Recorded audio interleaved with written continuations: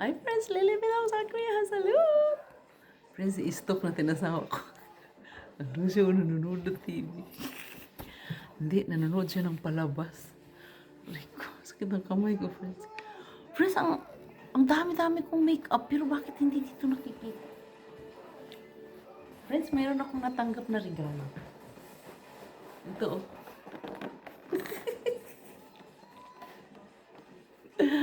Ay, Diyos ko, salamat, thank you. Friends, pinapa-ID kami ng kasama ko sa ano ba, fire station. Eh, video tayo ng konti. Kamusta na kayo? Namiss ko kayo, ha? Alam mo, friends, ang dami kong pagkain. So, mag-hi lang ako, ha? Kasi nahiwa yung kamay ko, eh. Ang sarap nito, friends.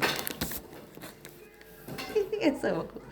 Friends, nakaligo talaga ako, promise. Bakit hindi makita yung ating makeup dyan? Bakit parang... Ano ba? Yung asawa ko, alam niya, nag-video ako, nagtago. Nagtago na, friends. Ando na yung mukha niya, oh. Nakita mo? Yung mukha na asawa ko nandoon. Mag-hi lang ako, friends. Masaya lang ako ngayon. Pero, promise, ang pula ng mukha ko. Promise. Sandali. Try natin. Buksan. Ito lang, ang dami ng ilaw, eh. Nanonood ako. Ang dami ng ilaw, eh. Pagbuksan natin, parang, bakit? Parang madilim. Hindi, dapat doon tayo nagkamera, no, dito. Para dito makuha. Huwag lang lumabas ang mga anak ko. Nandito ang mga anak ko, friends, pero dalawa lang. Kasi yung panganay, maraming upuan eh, pero hindi tayo upo. Yung panganay, nagsundalo kasi. Tapos next month, yung pangalawa naman magsundalo. Magandang gabi, friends, sa inyong lahat. Babay na ako, ha? Kasi matutulog na kami. Anong oras na ba? Hala, mag-alas 10 na. Grabe ka.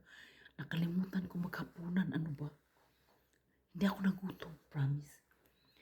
Kasi yung anak ko, yung bunso, namasyal doon sa Musiltong, doon sa Luti Mart. Luti daw doon, Luti. Nagpasundo, kaya sinundo ko siya. Nagkain-kain ako sa car ng tinapay, kaya nakalimutan ko na maghapunan. Hindi na ako naghapunan. Naka-makeup talaga ako, promise. Pero bakit di nakita dyan? Pating nga. Lilipit ako sa South Korean salon. Friends, ito yung masuot namin, oh. Makabasa ba kayo ng Korean? Basahin mo nga, oh. Basahin mo nga yung Korean, oh. From South Korea, salud. Oh, friends, mag 15 years na ako dyan sa fire station. Organization namin. Marami kaming ginagawa. Ano lang siya, parang mission, volunteer, ganun. Nagpapakain kami ng matatanda, ganun. Hello, American friends! Lilipit ako ng Kuya Dalot. Oh, binibigyan namin sila ng uling para sa kanilang heater, ganun ba?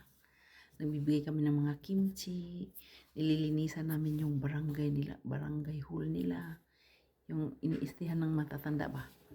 Pero marami kami masaya, ang dami-dami namin, mga Koreans. Nag-grow ako sa kanila kasi ako yung pinakabata doon. Matatanda na sila. 1 to sawa, kahit 60 plus ka na doon. 65, hanggang 65 yata, no, doon.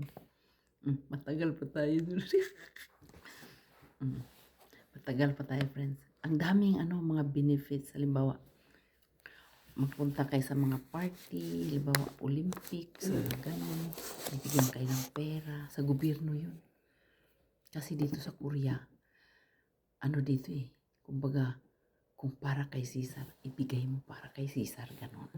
Walang kurakot. Lahat binibigay sa'yo. Mga benefits sa amin ba? Di ba? Ang ganda na. Dati kasi dito sa South Korea, friends, dito sa buong city namin, lahat ng lugar sa buong city, nagsisearch sila ng isang Korean citizen na misis ng Koreano. Tapos ako yung napili sa lugar namin. Ang daming Pilipina. Ang dami rin Vietnamese dito eh. Mga nasa 40 yata kami dito eh. Daw, nung nag-aral ako ng Korean language. Ang dami namin. Pero, ako yung sinisearch nila. Ako yung pinagpala. Grabe ka. Salud. Ako yung naka-save ng dalawang Koreans, isang Koreana, isang Koreano na na-heart attack. Singer yung isa. Doon mismo sa festival, araw ng piyesta. Nagkantahan, nandoon siya sa stage na heart attack. Di ba? Nandyan yung kwento. Doon sa may video, mga video dyan. Itong pinakaunang video, yun ang kwento nandyan. Okay? Magpapay na ako kasi tutulog ako. Gigising pa akong alas 5 bukas ha. Bye! Lilong sa Korean. Salud. 6 minutes lang kasi hindi na mag-post dun sa kabila.